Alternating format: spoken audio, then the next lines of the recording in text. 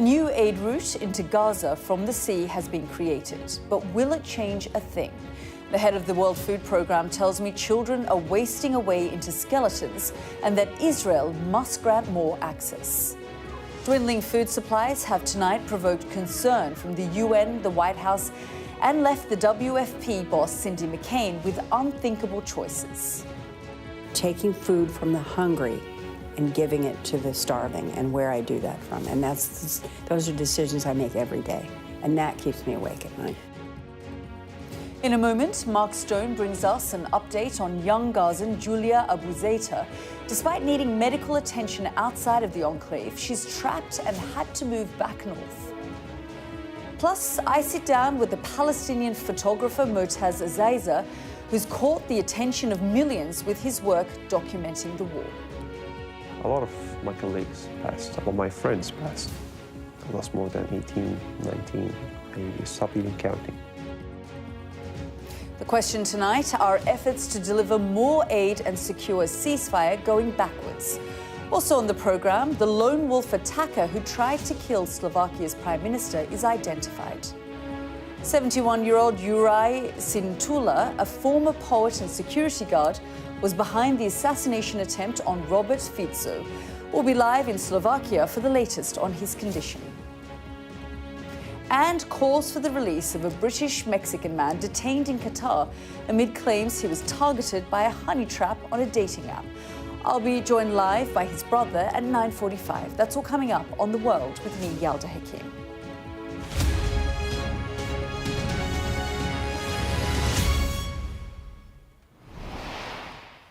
Good evening.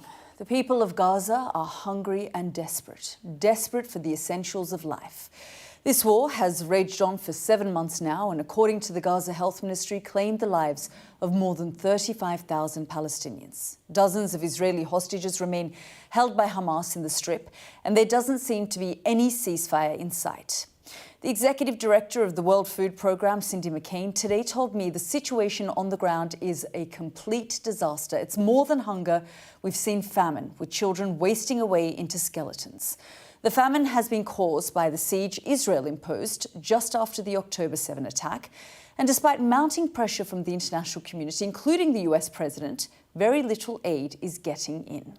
Today, the US military finished installing a floating pier for the Gaza Strip with the hope the badly needed humanitarian aid will start to trickle in. But many fear it's not enough. Then there's the situation in the southern Gaza city of Rafah. The United Nations top court today opened 2 days of hearings into a request from South Africa to press Israel to halt its military operation. I'll also be speaking to Palestinian photojournalist Motaz Azaiza, who tells us he witnessed horrific scenes in Gaza and his own extraordinary story of survival. But first, my interview with Ambassador Cindy McCain, who told me more about the dire situation for so many Palestinians waiting for aid to arrive. Well, the best way I can describe it, and I've been told this by our people who are on the ground, is that it is a complete disaster. It's catastrophic. And the difficulty, as you just said, is that people are hungry. It's more than hunger. I mean, we've seen famine in the north. We've seen people doing exactly what you said, describing dogs and things like that. And the desperation, you know, you and I will both do anything to feed our children, and that's exactly what we're seeing there. We've been unable to get our trucks in at scale and get them in safely and unfettered along the way. We're trying. There's been a little more ability recently, but not a whole lot. I mean, this is a really desperate situation. We need to get in. How frustrated are you about your trucks not being able to get in? Very frustrated. I mean, what we do is so important. And either an inability to get in or a miscommunication, you know, from wherever it came from, and we get stuck at a checkpoint, and then by the time the sun comes up, people figured out we're there, and they loot the entire convoy. I'm not faulting them for looting; they're hungry, and we should be able to get in a way that's again at scale and unfettered. We welcome everything, every way to get in there. The pier that's coming online, Ashdod, Erez, you know, Kerem Shalom. But the truth is that we're not getting it. We need the way for us to get food in at scale is to go in by road, and we've not been able to do that at scale. Who do you blame for that? Oh, I think it's a series of things. I don't want to play the blame game. I know what I should be doing, and we need to be getting our trucks in there, and we just aren't. And so I would prevail on the good thoughts of everybody to help us do that. But I guess, you know, in the past, the World Food Programme has said that food is, in certain conflicts, used as a weapon of war. Do you see that being done here in Gaza? Well, what I do know is food's not getting in, and what I do know, people don't have food on the ground, and they're desperate. So in whatever way you want to describe it, I know that we need to get in and we need to feed people, and we're not getting that done. When you say famine, I just want you to help our audience understand what that means. What does that look like? Imagine a child wasting into the size of a skeleton, and then, of course, passing from it. An adult doing the same thing. That's what we're seeing on the ground. And if we could get in now, we might be able to fend off a hardcore famine, but we're not there yet, and we're not getting in. And so I appeal to those who are in charge to please allow us to go in at scale, and more importantly, give us full access. You know, some days we can go in, the checkpoint's here, then they say, no, you can't go that way, when we were cleared to go that way, and then you have to go back out. So it's a combination of all kinds of confusion. It's a war zone also, and so you have miscommunications everywhere. And while we're talking, more children are dying as a result of hunger. You know, yes, in this actual exchange, right. we are seeing that, aren't we? Well, now we're seeing movement out of Rafah. People are being pushed north again, and then they're being pushed into a smaller area. So what does that mean? The sanitation, the lack of water, the lack of food, the lack of medical supplies, it's all part of this. If the famine or hunger or any of these, it isn't just about food. It is about all the other things combined. Are you feeling hopeful with this pier that's arrived? I mean, as you say, you welcome aid from anywhere. I welcome aid from, as I said, welcome aid from anywhere. But it's going to take every entry to be able to fix this, every entry point into Gaza to be able to fix it. And the World Food Programme is going to be actively part of the operation of the pier. Just if you can explain to us how that's going to work. We're going to manage logistics. So once the goods come off the ships and onto the piers, then we're going to help manage it and distribute it as well. Will that be with local staff that are working there, U.S. troops? How is the logistics? Well, so far there's no U.S. troops on the ground. So my understanding is that there will be civilians helping, that there will be various organizations like ours and others that are on the ground there. And as to the exact way it's going to work, I'm not quite sure yet, but we're getting there. Aid workers are dying in this conflict. Mm-hmm. How do you ensure the safeguard and safety of your workers? Well, that's the beauty of a WFP worker. They're brave. They will go the extra mile to get whatever they need to get in. But the truth is we can't protect them. That's why I'm asking for safe access for our workers and all aid workers going in there. We can't continue to kill randomly aid workers who are desperately trying to get in and help, stave off the situation as it is. Ceasefire would be the best. A ceasefire would be something that would really be helpful in every aspect of this, and I don't see it anytime soon. You don't see that happening? No, I don't. Has that made you lose hope?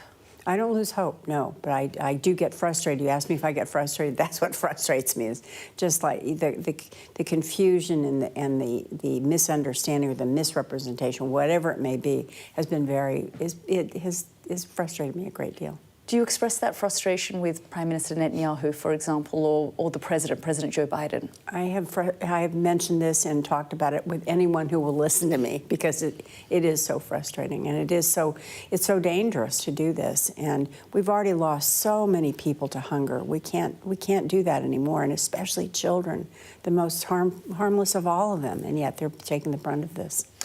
What keeps you up at night? I'm asked this quite a bit. I'll tell you what really does seriously is having to make the decision because of a lack of funding about taking food from the hungry and giving it to the starving, and where I do that from. And those are decisions I make every day, and that keeps me awake at night. Executive Director of the World Food Programme, Cindy McCain, talking to me a little earlier. Well, as we've heard, the US military has now completed a floating pier off the territory's shore. Officials say as much as 500 tons of food will start arriving there on boats within days, but aid agencies still say it won't be enough. Meanwhile, Israel's assault has ramped up over recent days, especially in the south. Sky News has been following the journey of one family whose little girl has a rare genetic disorder and are desperately trying to escape the chaos. Now, they've been forced to move back north in the enclave to flee danger. Sky's Mark Stone has the story. One man pulled from the ambulance, another rolled back onto a stretcher. The siren, the unintelligible voice. At a hospital in the far north of Gaza, the chaos captured in a moment. Inside, with a torch from a phone, the medics are working every hour they can. The arm injury is bad, but the head wound is the priority here. The doctor tells us that many injured have come to the hospital in the past few hours. The skyline here in Jabalia in the north is reminiscent of the start of this war 7 months ago. Heavy bombing again, and onto areas where people had begun to return. The Israelis are back here because they say Hamas is back, hardly a reflection of a war going well for Israel. And amid all this, a little girl we met 10 days ago, Julia Abuzita, is on the move, but not where her family had hoped. The 3-year-old has a rare genetic disorder, AHC it's called, and it is compounded by stress. She is, bluntly, just a seizure away from death. From the southern city of Rafah, they'd hoped to be on a medical list to leave to Egypt. Instead, they've gone backwards, up north, because Rafah is no longer safe. They are among 600,000 people to have been displaced from the city in the past week. The girls and I were supposed to leave to the United Arab Emirates, but only Sham and Julia's names were approved. My husband and I did not get the approval. In the end, with the border closed, it was the hardest of choices made irrelevant anyway. No one is leaving, and just a trickle of aid is getting in. The US military's temporary pier is now in place on the shores of Gaza. A logistical feat, yes, but its necessity is a reflection, too, of deep diplomatic failure.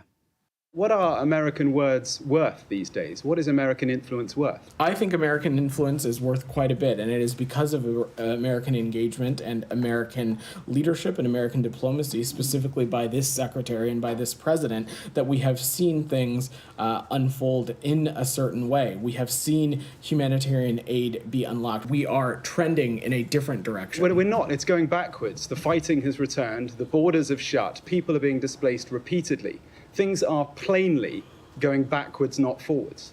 We have been clear that there needs to be some progress made as it relates to some backward steps in the past couple of weeks.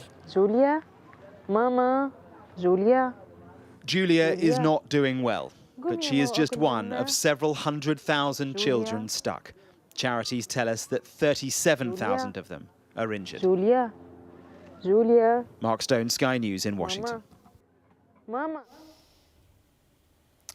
Next, my interview with Motaz Azaiza. He's a Palestinian video journalist and photographer whose work showing the daily struggles of Gazans during the ongoing conflict has been seen by millions, from capturing moments of utter devastation to civilians' small moments of hope in a conflict that's been so destructive. I asked Mr. Azaiza on his last memories of Gaza before he had to evacuate. Have a listen. I remember trying to find a way to escape from Israeli tanks that it's so near to us. Watching the Israeli tanks at the end of my street. At night, the flames of the light flames, that the army is there and so close to us. Did you ever think that you would see Gaza in the way that it has now become? Kind of, but it's different. For someone who used to live in Gaza and every month, every week, there's aggression, there's bombing. The future of Gaza was blurry. There's no future for Gaza. For a young man is in Gaza, he don't have a look to the future. It's blurry. Many families have been moved from the north into central Gaza and then now to Rafah. There's still so much uncertainty. Just talk us through then the Gaza that you have left behind. I witnessed with my own eyes people leaving their houses, homes, everything behind, and ran for safety. But for some, even while the people was going to the safe places, they got bombed on the main way. I witnessed these, and it was the most hard things to watch. Believe me, I watched a bombing, I watched people getting killed by Israeli airstrikes, but watching this was, for me, it's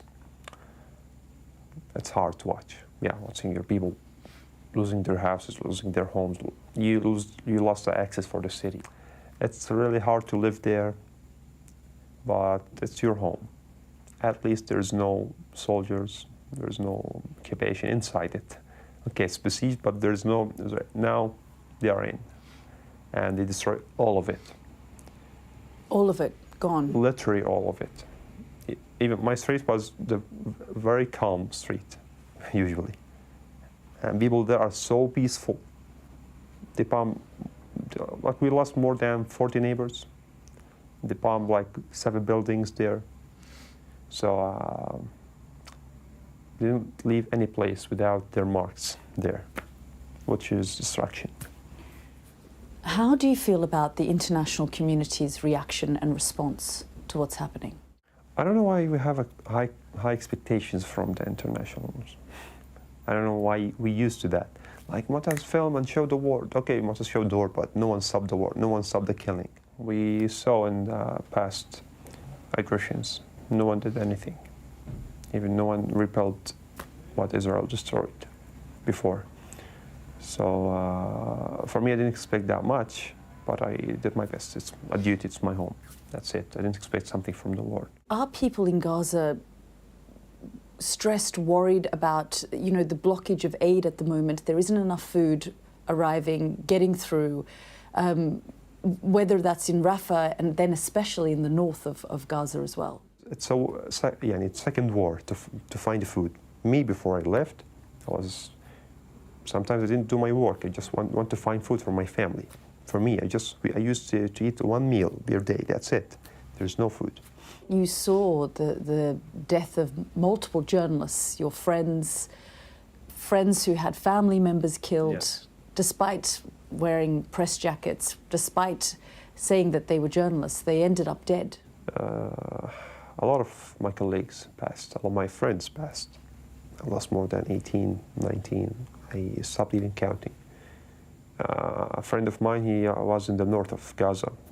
He was trying to reach me out to help him to evacuate or to send him money. And because I received thousands of messages, I didn't notice his message. And I was in Geneva, I received his news that he got killed. That's why he was waiting for a flower, to get a flower from the trucks. He got killed by a sniper. And I know him very well. We used to be the 2 young men who go here and there, trying every restaurant here and there, spend the time taking pictures together. And he passed. And Hamza Dahdour, Mustafa, they got killed by Israeli drone.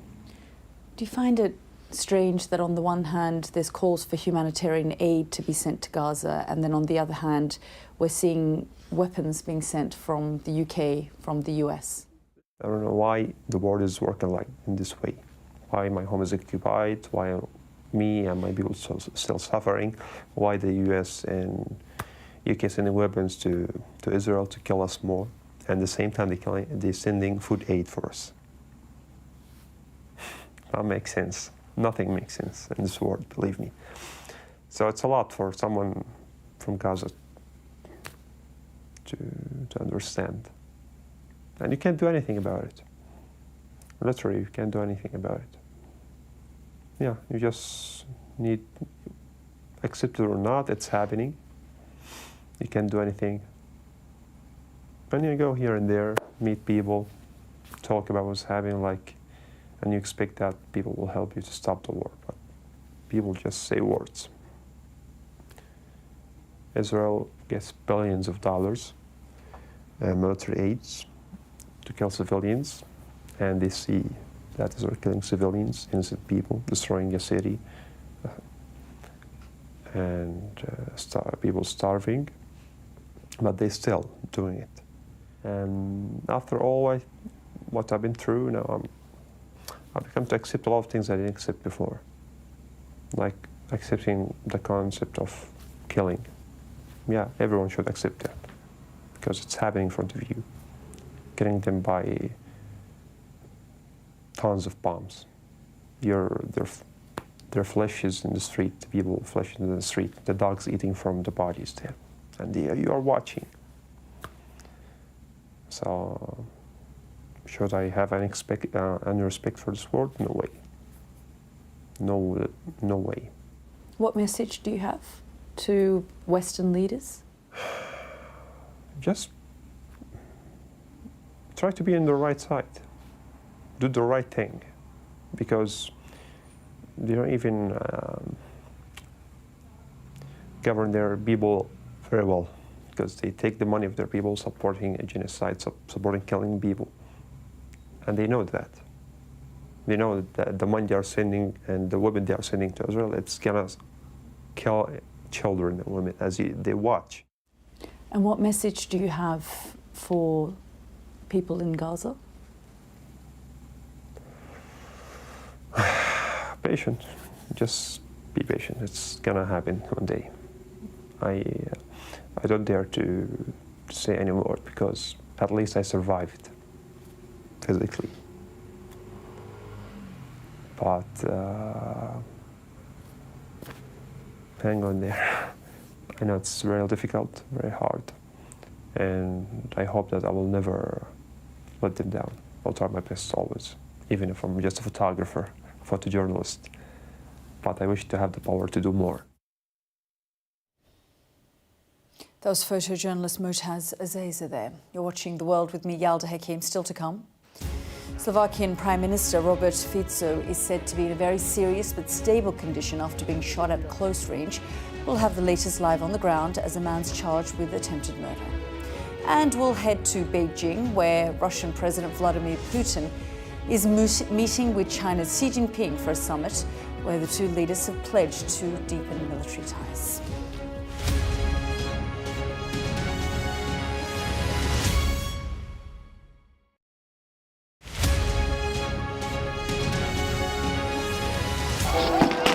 They have breached the road. There is a lot of gas being fired all around us. शांति से इनको समझाओ, वरना ये हम लोग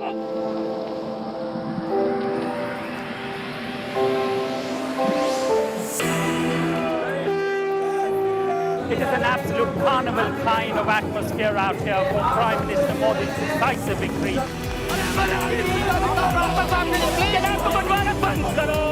These students are defying the prohibitory orders, and now they're going to be arrested. We aim to be the best and most trusted place for news. The roads have been inundated. The only way out is to get people by boat. What is feared that over 200 people might have died because of these landslides. This on any given day would have been bustling with people, but today it's absolutely deserted. This is one of the most sensitive areas of northeast Delhi where there's been clashes. I'm Neville Lazarus and I'm Sky's reporter based in Delhi.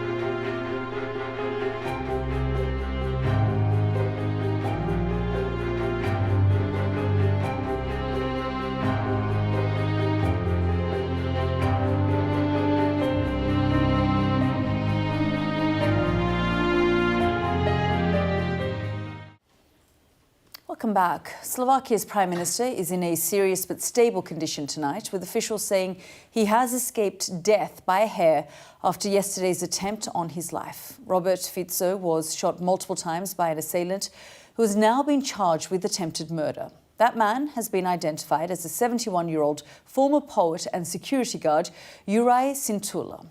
More on his background in a second. First, though, the country's president has revealed he spoke to Mr. Fico in hospital today, but said he remained very tired after the ordeal. Our Europe correspondent Siobhan Robbins has this update. Vladimir is praying for his prime minister. He's keeping vigil outside the hospital where Robert Fico is being treated, asking for his swift recovery. This is the moment the 59-year-old was shot, fired at 5 times at point-blank range. So now Vladimir prays that his leader and his country can heal. There is lots of hate in our society, and it's unfortunate, and this is the result. Surgeons operated for 5 hours to save the Prime Minister's life. After visiting him, the President-elect gave this update. Yes, I can confirm that I could speak with him, but just really few minutes, because the doctors asked me to make a really very short visit to him. And, of course, the situation is now still very critical. While the Prime Minister's condition is described as stable, the same cannot be said for Slovakia after the first major assassination attempt on a European leader in more than 20 years. Slovak society has become deeply divided. Concerns over the Prime Minister's changes to media and criminal law sparking protests. It's alleged those worries motivated a 71-year-old former security guard and poet to open fire. The suspect, named as Yalda Hakim from Levice, has been charged with attempted murder. Každý normálny človek násilie odmieta. Stojíme tu spolu. What happened yesterday was an individual act, but the tense atmosphere of hatred was our collective work. Today we have agreed with the President-elect to jointly invite the leaders of all parliamentary political parties together, with the sole aim of calming the situation and rejecting violence. As leaders call for calm, Vladimir prays for unity, a healing of the wounds dividing his country. Siobhan Robbins, Sky News, Slovakia. Well, let's get more on the condition of the Prime Minister from our Europe correspondent Adam Parsons, who joins us now. And Adam, clearly this is still a nation in shock. Any more updates on the Prime Minister's condition? He's still in the hospital behind me. He is serious but stable. I think the mood here is that at one point his life clearly was in danger. Surgeons at this hospital worked through the night on him and have now brought him to a position where he is still very, very unwell. They are not showing any signs yet of transferring him from here to the capital, Bratislava, but his condition is considered to be stable. He had visitors today. You saw Peter Pellegrini, the incoming president, came to visit Robert Fico here in hospital. Spent some time talking to him. So I think that sense that he was, frankly, on death's door has been eased a little, although those who have seen him say that the doctors around the Prime Minister have said that ultimately he was lucky, that if one of these bullets had come in just a few millimetres in another direction, that he could have died. So I think there is that sense that this was an assassination attempt, but one that could so easily have been an assassination. And Adam, we're learning a little bit more in terms of details of this suspect. Yeah, Yalda Hakim is the man who has been charged with attempted murder. He's from Levice, which is a town about an hour from where I am now. He's 71 years old and described as a writer and poet, but also as somebody who was once a security guard. Now, he's written volumes of poetry. He's also apparently written a novel called A Message of Sacrifice. He started a movement called, somewhat ironically, Against Violence 8 years ago. And this apparently following an episode where, as a security guard, he was badly beaten. Now, you can see Mr. Santula in the footage, in the crowd waiting to see Robert Futsi. The reaction that you have so far from people, neighbours around him, and his son, is one of, frankly, bewilderment. His son saying, I simply don't understand what has happened. Other neighbours around him talking of him being a warm man, of being a family man, being a member of literary societies, not, frankly, a model of a person you would consider to be an assassin. And yet here he is at 71 years old. This is the man who's been charged with this attack, and also, I have to say, whose actions have precipitated a real political schism in what was already a very politically charged, divided society. And at the heart of that divide, the populist, nationalist Prime Minister, who still lies in intensive care in this hospital. Adam, thank you so much for that update. Now, Russian President Vladimir Putin has thanked China's Xi Jinping for his efforts to apparently resolve the war in Ukraine. The two leaders met for a summit in Beijing, from where they issued a joint statement reiterating their countries' no-limits partnership and agreeing to deepen their already close military ties. Now, while China does not supply weapons to Russia, it does send huge quantities of so-called dual-use items. Now, these are items that have civilian use and therefore more easily bypass sanctions, but Russia also uses them in its war effort. The Centre for Strategic and International Studies has collated data on what it calls key military goods. These aren't weapons, but include things like electronics, vehicles, and various materials. In early 2023, when Russia was preparing for Ukraine's counteroffensive, imports of these goods shot up. It's no coincidence that also in March of that year, President Xi paid a state visit to Russia. When those imports are broken down by country, it's clear China, shown by the red lines here, is the driving force. Our Asia correspondent Nicole Johnson reports from the Chinese capital. Behind the handshake, the world is shifting, and vying for the helm is China's President Xi Jinping and Russia's Vladimir Putin. These old friends share a vision where China and Russia call the shots and the US takes a back seat. The symbolism is strong. Both men, presidents for life, and for Putin, a pariah abroad. Here in China, a warm welcome on a spring day. With the joint efforts of both sides, China-Russia relations have been developing steadily, and comprehensive strategic cooperation between the two countries has been continuously strengthened. But the West does not see peace here, it sees war, and a friendship which gives Putin the power to wage it. I informed the leader of the People's Republic of China about the situation that is developing around the Ukrainian crisis. We are grateful to our Chinese friends and colleagues for the initiatives they are putting forward to resolve this problem. In Beijing, where people often prefer to keep their views to themselves, this visit divides opinions. He may be the friend of, Chinese leaders, but totally he is not friend of Chinese people. Putin has been working closely with China in the last 2 years, and he's been trying to find ways to draw closer to China, both diplomatically and in terms of trade.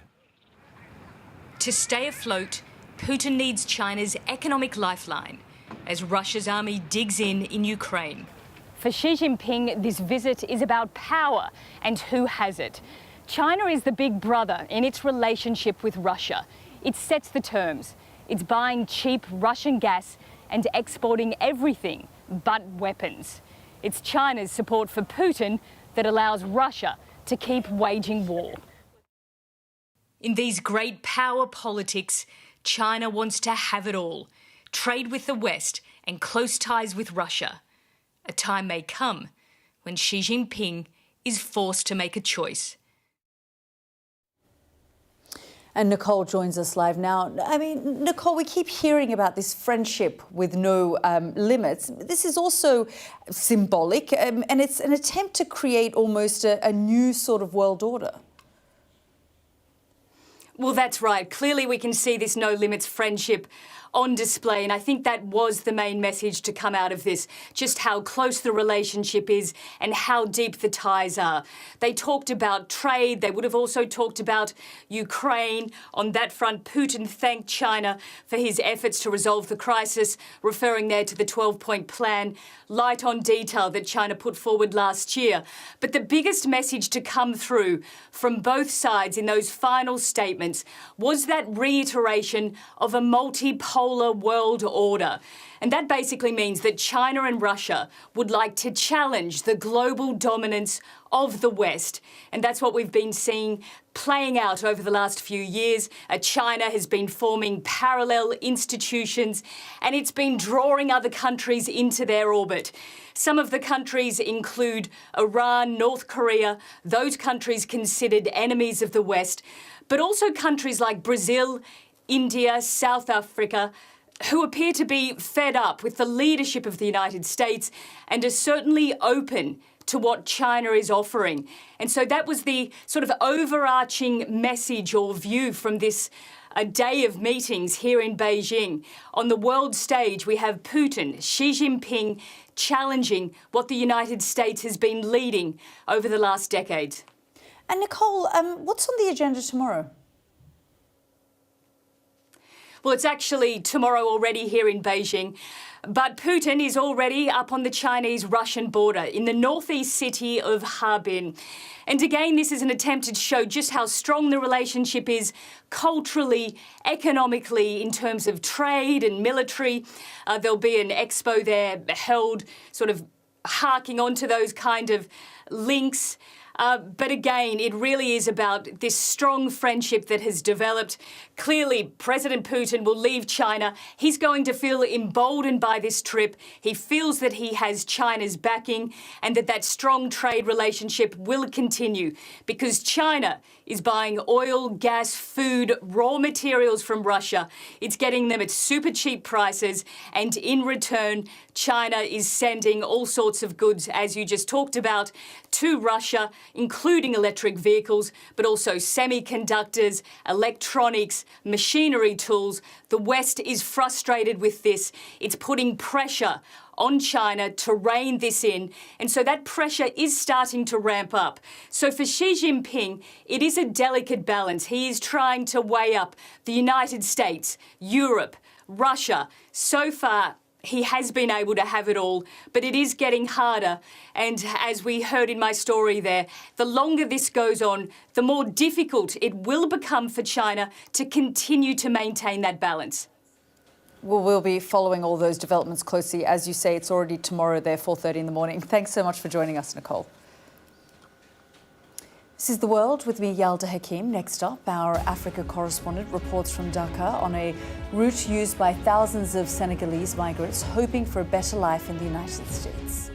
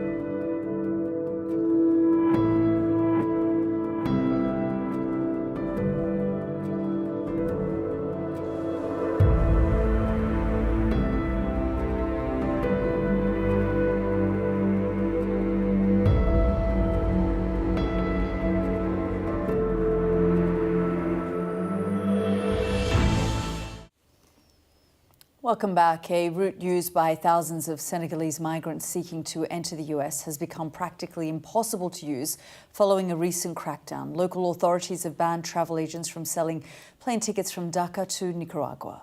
And airports in Casablanca and Madrid, which are key hubs for the route, have recently imposed transit visas on Senegalese passport holders. Our Africa correspondent, Yusra El-Bagir, has been speaking with one man who made the journey to the US about his experiences. A word of warning to Senegal's schoolchildren. Many have died and more will die, he says. They're being educated on the dangers of illegal migration, with a plea for them to stay and build their country. If Africa's the El Dorado, then Dakar is the doorway, a hub of arts, culture and trade on the North Atlantic. But for many, a tough capital city to survive in. This is the economic center of the country, and all around us are people who are working to make enough money to live in this expensive city. But the young people we've met are working to make enough money to leave. As the Atlantic route to the Canary Islands proves to be the busiest and deadliest, young people here are figuring out safer options to Europe. These young men are back in Dakar after traversing the desert to Libya, then trying and failing to cross the Mediterranean Sea. 8 people, you don't died for my face. 8 people died in front of you. Yes. They barely survived their experience in Libya, enslaved, threatened, and regularly beaten. When I hear of Senegalese trying to get to Europe, it makes me incredibly sad because they don't know what they're going to face. You wouldn't wish it on your worst enemy. It is very hard. Even if you had $10,000, there would be no way for you to arrive. I tried 5 times. We were captured, tortured and beaten, all of us right here. It's impossible to tell you all the things we faced. Issa's brother traveled halfway around the world to make it to the US. So did this man, speaking to us from his new American home. What's life like for you now? It's better here. What they pay here in 1 week is more than a month in Senegal. It wasn't easy. He says it took him 18 days, and for others, it can take a month. The tallest statue in Africa points to the West as resentment for the West grows.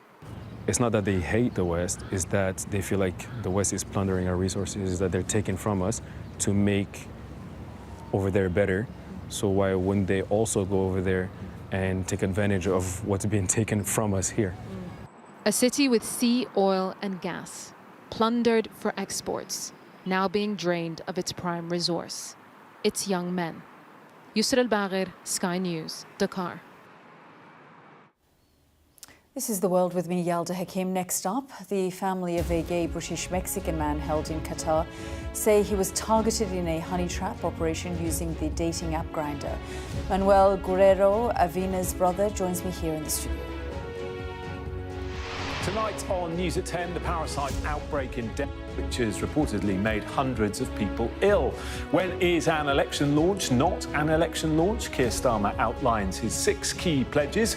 We've been asking voters whether they go far enough. Plus, the latest update on the Slovakian Prime Minister after an assassination attempt and what happened when Vladimir Putin went to Beijing. Find out with me on Sky News at 10.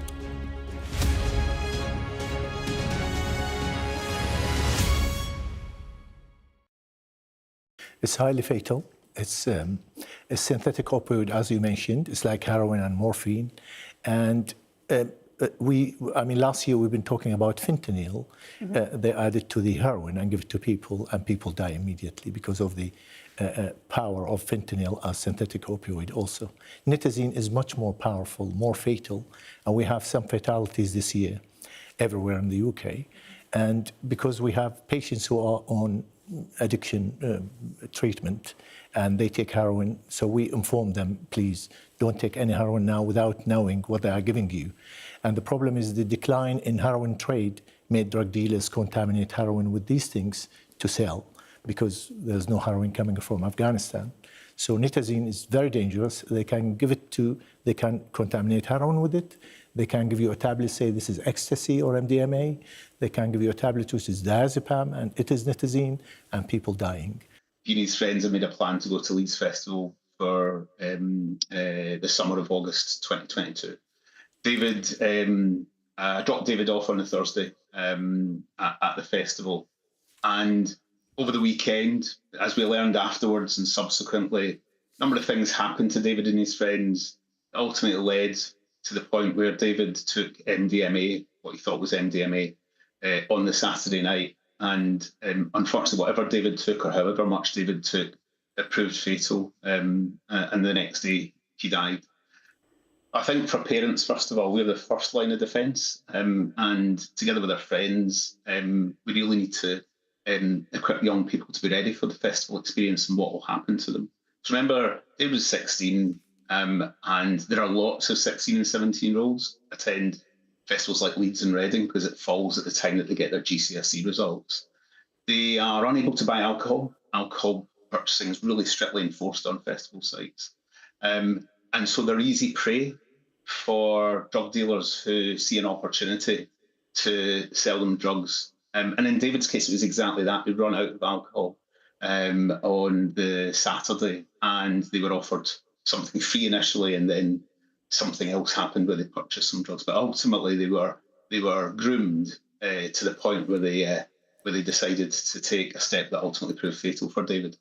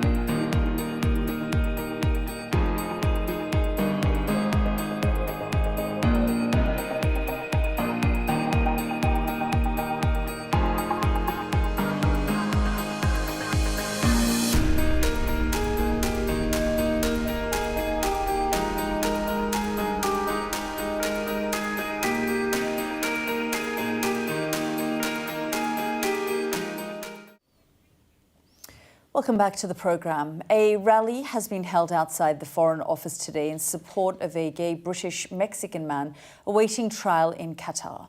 Manuel Guerrero Avina is being held on alleged drug charges after being arrested on what his family say was a honey trap operation using a fake Grindr profile. They say he arranged to meet a man he was approached by on the dating app, but was instead met by police. The 44-year-old is HIV positive, and his family are concerned for his health, saying he's run completely out of medication. Well, I'm joined now by Manuel's brother, Enrique. Thank you so much, Enrique, for joining us here on the programme. You have spoken to your brother today. Just tell me what he said. Well, I feel he suffered post-traumatic stress because he suffered torture and arbitrary detention. But I think, we hope that this could be the end of this terrible situation. He is not currently in prison. He's awaiting trial, correct? Yes, that's correct. So you are able to freely talk to him at the moment while he's in Qatar? Yes, in this moment, yes. And he's getting some kind of external support for the post-traumatic stress that you're talking about? Yes, he's receiving psychological support with the help of National AIDS Trust. And you attended a rally today at the Foreign Office. Just tell me about that. Yes, we had to make that because, the life and the health of Manuel is in risk. The state of Qatar deprived him of his HIV medication, and that was an act of torture to make more psychological pressure and physical pressure against Manuel, because the state of Qatar want the name of his sexual partners. Something terrible, but for Qatar, the HIV condition is not a medical condition, it's more like a criminal network. It's terrible, but so if he is out of prison, can he get access to his medication now? Well, we made everything to do that because the state of Qatar doesn't reach or doesn't obtain the protocol that he needs. and he was forced to change the protocol of the antiretrovirals without a correct test to do that. So we are worried about his health, about his life, and of course, this is because the state of Qatar is more like a homophobic state. But he has access to his medication now. In this not to his medication, to another medication, because he was forced to change. And what do you actually expect the Foreign Office or UK officials to do now? Well, we think that the LGBT community, the people of UK, and of course the family are waiting. We are waiting that Manuel comes back to home, and the Foreign Office needs to do everything to repatriate Manuel, because this is not a simple case. This is a torture case, a human rights case, and of course the Foreign Office needs to be clear in this point. The UK citizens needs the support of the government when they suffer torture, when they suffer something like this. Well, Qatari government says that they have treated him with respect and dignity, not tortured him. That's how they have responded to that claim. I'm just going to read a Qatari official statement that was given to Sky News. They've said Mr. Avina was arrested for possession of illegal substances on his person and in his apartment. A drug test later came back positive, confirming the presence of amphetamine and methamphetamine in Mr. Avina's system at the time of his arrest. So they're saying this was nothing to do with his sexual orientation, that this is about drug possession. That's fake. The state of Qatar is lying.